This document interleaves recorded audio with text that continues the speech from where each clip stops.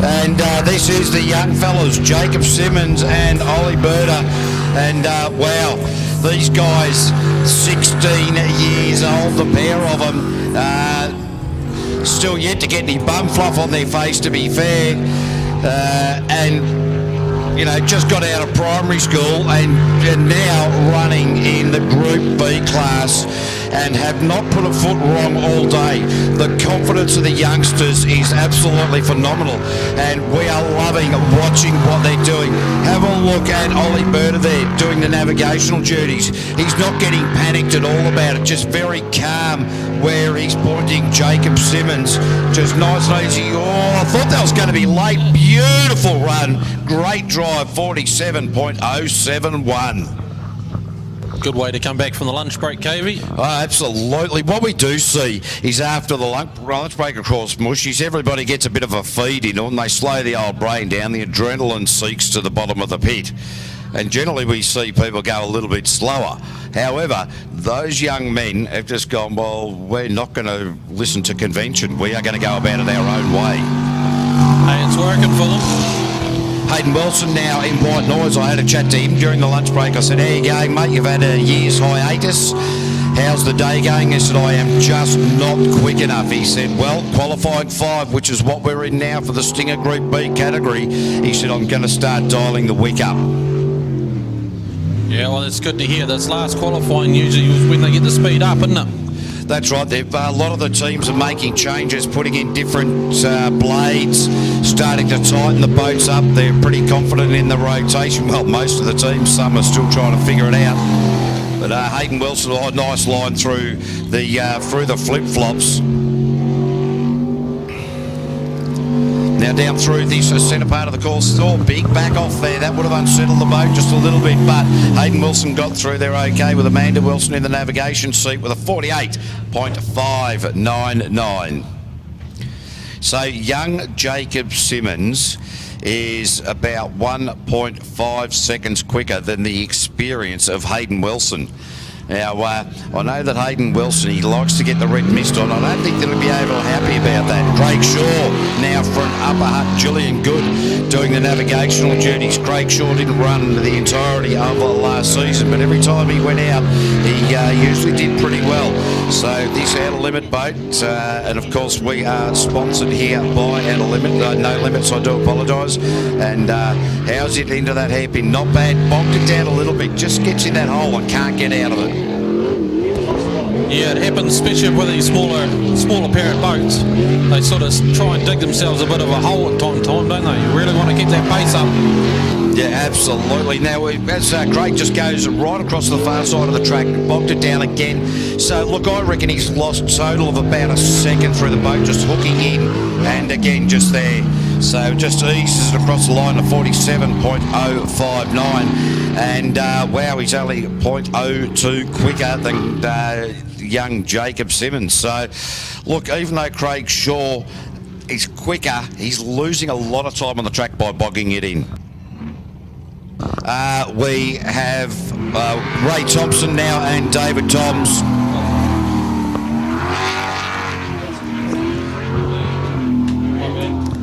So I tell you, these guys, Ray Thompson, they had a little bit of trouble in the earlier part of the day. They were going the wrong way.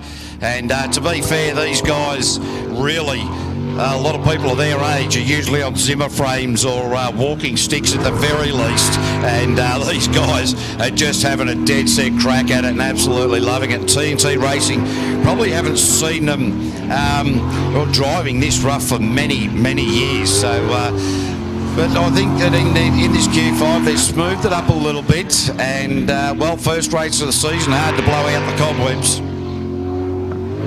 So Ray Thompson, David Toms, now Dave Toms serious on the navigational there, and Ray Thompson in with a 51.001. Hey, we've got a lost wallet. Well, actually, we don't have a lost wallet. Somebody out there has got a lost wallet. We've got a found wallet. No, there's nothing in it. Oh, there's a Visa card in there, mate. We might just take that down to, down to the rubbity dub. So if you've lost a wallet, we've got it. All right, Buttercup and Jasmine. And Buttercup looking pretty good at the moment. He has been going better and better all day. It is a stinger hull. The Scott 8 1/4 inch jet unit around the mouth, fresh donut.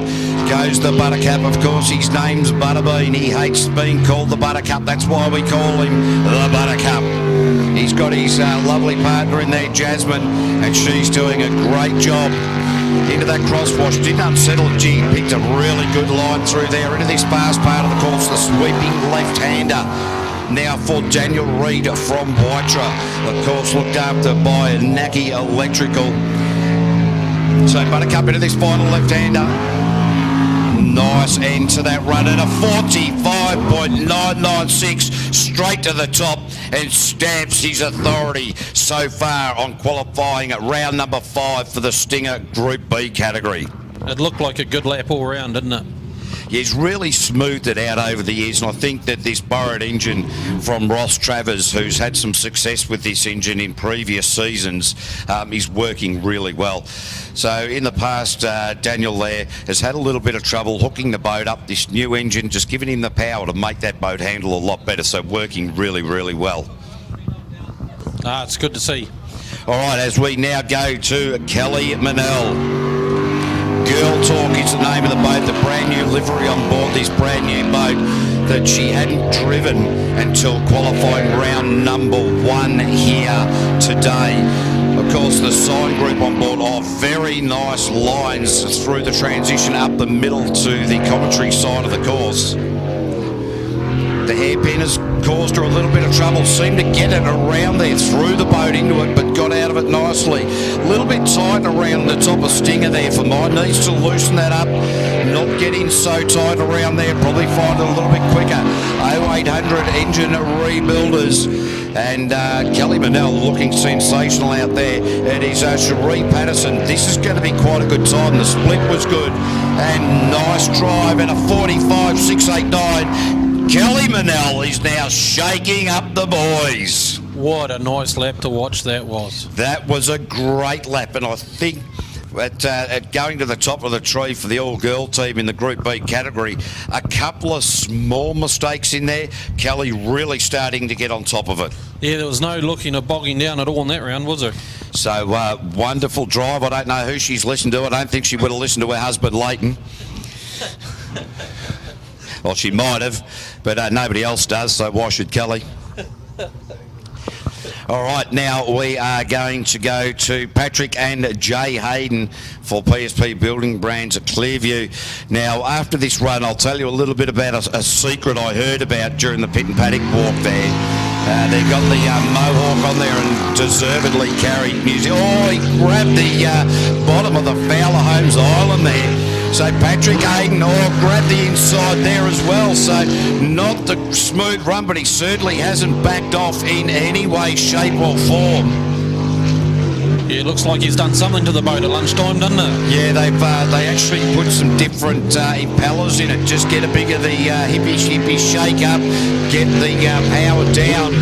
And I'll tell you what, after a couple of little incidents in that early part of that lap that could have gone quite ugly, Paddy Hayden is right on it at the moment. Jay Hayden, of course, doing the navigational duties. Into that final left-hander, Paddy Hayden with a 44.775. 44.775 for Paddy Hayden. They're just getting faster as they come out, aren't they? Oh, absolutely. One of the things that I know during the last run that they did, they went the wrong way. Now, Paddy actually said to Jay, I just want you to have a look at these particular gauges in this run. Don't navigate, just have a look at those gauges. I want to see what the engine's doing. Well, of course, he got 2 corners into it and then looks at Jay and says, why aren't you navigating? Doing too many jobs. Well,